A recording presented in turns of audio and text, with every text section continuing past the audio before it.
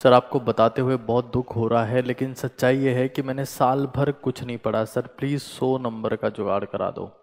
तो भाई मैं अब एक वो वीडियो ला रहा हूँ, वो कंटेंट ला रहा हूँ जो मैंने साल भर से तैयार किया है।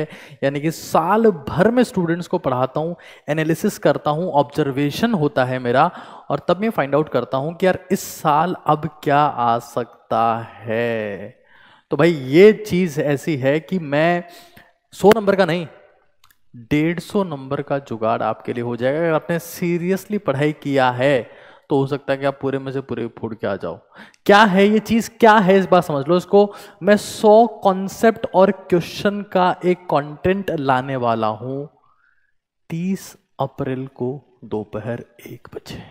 क्या होगा इस कंटेंट में, एक बार शांति से समझ लो। और ये कोई एक दो दिन का बनाया हुआ कंटेंट नहीं है, टेक्स ए होल ईयर, पूरा साल भर तैयारी करना पड़ता है। और 2011 में जब मैंने एग्जाम क्रैक किया तो मुझे ये आइडिया लग गया कि नीट एग्जाम किस टाइप के सवाल पूछता है। बीइंग ए डॉक्टर ये समझ में आ जाता है कि जिस एग्जाम को आपने बहुत साल पहले क्रैक किया हो, क्या क्या वो पूछ सकता है। क्या क्या किया है मैंने इसमें, मैंने हर चैप्टर के एमएफक्यूज निकाल लिए, यानी कि मोस्ट फ्रिक्वेंट क्वेश्चन। क्या ये वो सवाल है जो बार बार आ रहा है, यानी कि इसको फर्क ही नहीं पड़ रहा।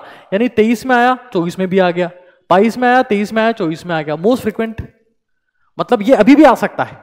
एमएफक्यू निकालूंगा, हर चैप्टर में बताऊंगा कि ये रहा एमएफक्यू, यानी कि मोस्ट फ्रिक्वेंट क्वेश्चन है। और एमआरक्यू यानी कि मोस्ट रिसेंट क्वेश्चन। जैसे मान लो इलेक्ट्रोकेमिस्ट्री से इलेक्ट्रोलिसिस से 2 सवाल आए based on the Faraday's law, it was MRQ, most recent question है। यानी कि अब इलेक्ट्रोलिसिस से सवाल आने की संभावना सिग्निफिकेंटली रिड्यूस्ड है।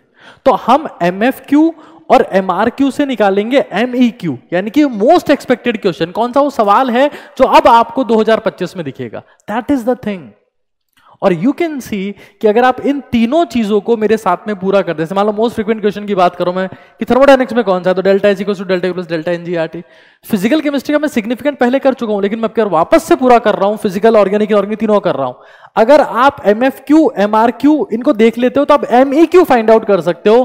तो 40 से ज्यादा सवाल नीट 2025 में आपको एज इट इज वहां पर दिख जाएंगे, बशर्ते 30 अप्रैल 1 बजे आप सब लोग पूरी शिद्दत के साथ में सब छोड़ छाड़ के पेन पेपर लेके मेरे साथ में बैठ जाते हो, तो मैं आपको वो फाइनल टच फिनिश दे सकता हूं जिसकी आपने कभी कल्पना भी नहीं की होगी। क्योंकि इस कंटेंट को तैयार करने में मुझे साल भर और 10-12 साल का एक्सपीरियंस लगा है। जब से मैंने एग्जाम क्रैक किया है, मेरा खुद का 78 रैंक था, तब से लेकर अभी तक मैंने बहुत सारे बच्चों को एग्जाम क्रैक करवाया, और मैं फाइंड आउट कर रहा हूं कि अब क्या आ सकता है, क्या आ सकता है, क्या आ सकता है।